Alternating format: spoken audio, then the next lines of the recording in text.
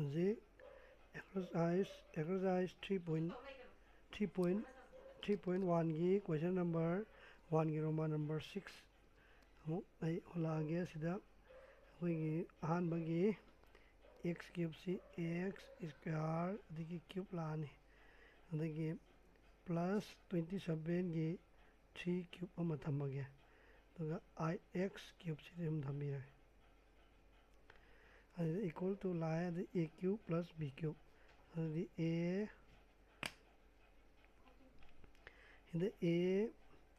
+ b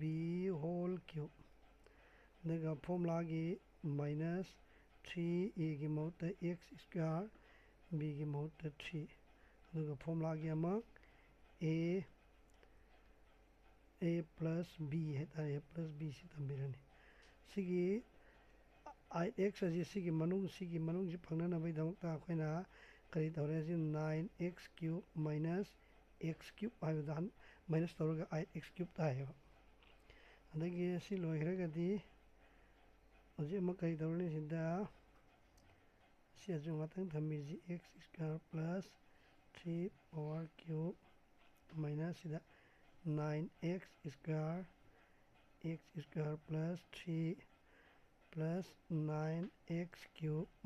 - x cube ꯑꯗꯨꯝ ꯊꯝꯈꯤꯁꯦ ꯑꯗꯨꯒ ꯁꯤꯅ a cube ꯂꯩꯔꯒ ꯁꯤꯅ -b cube ꯑꯃꯨꯛ ꯄꯥꯟꯁꯦ ꯑꯗꯨꯗꯤ ꯁꯤꯗꯗꯤ ꯑꯃꯨꯛ ꯀꯩ ꯂꯥꯛꯑꯅꯤ ꯁꯤꯗ a ꯒꯤ ꯃꯍꯨꯠꯇ x + 3 - b ꯒꯤ ꯃꯍꯨꯠꯇ x ꯂꯥꯛꯑꯒ a cube ꯃꯥꯏꯅꯁꯀꯤ ꯑꯣꯏꯅ + ꯂꯥꯛꯑꯅꯤ ꯐꯣꯔꯃꯨꯂꯥꯒꯤ 3 a ꯒꯤ ꯃꯍꯨꯠꯇ x square + 3 b ꯒꯤ ꯃꯍꯨꯠꯇꯅ x ꯑꯗꯒꯤ ꯐꯣꯔꯃꯨꯂꯥꯗ ꯑꯩꯈꯣꯏꯒꯤ ꯃꯥꯏꯅꯁ ꯑꯣꯏꯇꯥꯔꯗꯤ a - b ꯍꯥꯏꯗꯣꯏꯅꯤ x square + 3ꯗꯨꯗ -ax ꯑꯃꯒ a - b ꯁꯤ ꯂꯥꯛꯑꯅꯤ ꯑꯗꯣ ꯑꯔꯣꯏꯕꯗ ꯀꯩ ꯂꯩꯔꯦ 9x cube ꯑꯗꯒꯤ ꯁꯤꯗꯒꯤ ꯁꯤꯒꯤ ꯇꯥꯝꯁꯦ ꯇꯥꯍꯟꯅꯕ ꯍꯣꯠꯅꯒꯗꯧꯕꯁꯦ ꯑꯗꯨ ꯁꯤꯁꯦ ꯍꯣꯠꯅꯅꯕꯒꯤꯗꯃꯛꯇ ꯍꯥꯟꯅꯒꯤ ꯁꯤꯒꯤ 9ꯁꯤꯒꯤ ꯑꯃꯨꯛ ꯊꯝꯃꯣ -9x square x square + 3 ꯁꯤ ꯂꯥꯛꯑꯅꯤ ꯑꯗꯩꯗꯤ ꯁꯤꯗ ꯁꯤꯒꯤ x square + 3 - x cube ꯑꯗꯒꯤ + ꯁꯤꯗ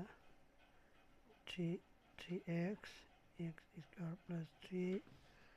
x square + 3 - x ꯊꯝꯕꯤꯔꯅꯤ ꯁꯤꯒꯤꯁꯤꯗ ꯀꯩ ꯂꯧ ꯌꯥꯔꯦ -9x ꯑꯃ ꯀꯃꯟ ꯂꯧ 9x square ꯀꯃꯟ ꯂꯧꯔꯗꯤ ꯁꯤꯗ ꯀꯩ ꯂꯧꯔꯦ x square + 3 ꯁꯤꯅ ꯃꯥꯏꯅꯁ ꯂꯧꯕꯅꯤꯅ ꯃꯥꯏꯅꯁ ꯍꯥꯏꯔꯒꯗꯤ x ꯑꯃ ꯂꯥꯛꯑꯅꯦꯕ ꯑꯗꯩꯗꯤ ꯁꯤꯒꯤ ꯃꯅꯨꯡꯒꯤ ꯇꯥꯝꯁꯤ ꯃꯌꯥꯝꯁꯤ ꯃꯥꯅ ꯁꯤ ꯀꯃꯟ ꯑꯃ ꯂꯧꯈ꯭ꯔꯅꯤ ꯀꯃꯥꯏꯅ x square + 3 - x ꯁꯦꯀꯦꯟ ꯕ꯭ꯔꯦꯀꯦꯠ ꯑꯃ ꯁꯤꯖꯤꯟꯅꯔꯣ x square + 3 - x ꯕ꯭ꯔꯦꯀꯦꯠꯇ ꯁ꯭ꯀ꯭ꯋꯥꯔ ꯂꯦꯝꯍꯧꯔꯅꯤ ꯁꯤꯗꯅ ꯁꯤ ꯂꯦꯝꯍꯧꯔꯅꯤ ꯑꯗ ꯁꯤꯗꯤ ꯁ꯭ꯇꯦꯞ ꯁꯝꯖꯤꯟꯁꯤ 3x ꯁꯤꯒ ꯑꯗꯨꯗꯤ ꯀꯌꯥ ꯇꯥꯔꯦ 3x cube ꯑꯗꯒꯤ + 3x ꯀꯁꯤꯒꯗꯤ 9x ꯑꯗꯒꯤ ꯃꯥꯏꯅꯁ ꯁꯤ ꯁꯣꯝ ꯅꯥꯀꯟꯗ ꯀꯌꯥ ꯂꯧꯔꯦ 9x square ꯑꯗꯒꯤ x square + 3 - x ꯑꯗꯒꯤ ꯁꯤꯒꯤ ꯃꯅꯨꯡꯁꯤꯗ ꯑꯃꯨꯛ ꯊꯨꯒꯥꯏꯔꯅꯤ ꯁꯤ a - b whole square ꯑꯗꯨꯗꯤ ꯁꯤꯗ ꯕ꯭ꯔꯦꯀꯦꯠ ꯇꯕꯒ a square - 2 ꯐꯣꯔꯃꯨꯂꯥꯒꯤ a b + b square ꯍꯥꯏꯗꯤ x square ꯁꯤꯗ +3x cube + 9x - 9x square equal to x square + 3 - x sida a square + 2 sina a b + b square minus si multiply to 2x cube plus ꯁꯤ minus ꯂꯥꯛꯑꯅꯤ 2 3 6x minus 6x ꯑꯗꯒꯤ plus x square plus 3x cube plus 9x minus 9x square x square plus 3 minus x sigidi bracket x4 yawuji hana tambirani mathangda cube yawu thirasi cube yawuji 3x cube sidamaga leire adudi plus taraga x cube khak tare adagi square yawu amuk yengasi square yawu 6x square sidama hapsiladi 7x to si khaidodi minus 2x square sisi loigre adagi square yaudaba 9x ka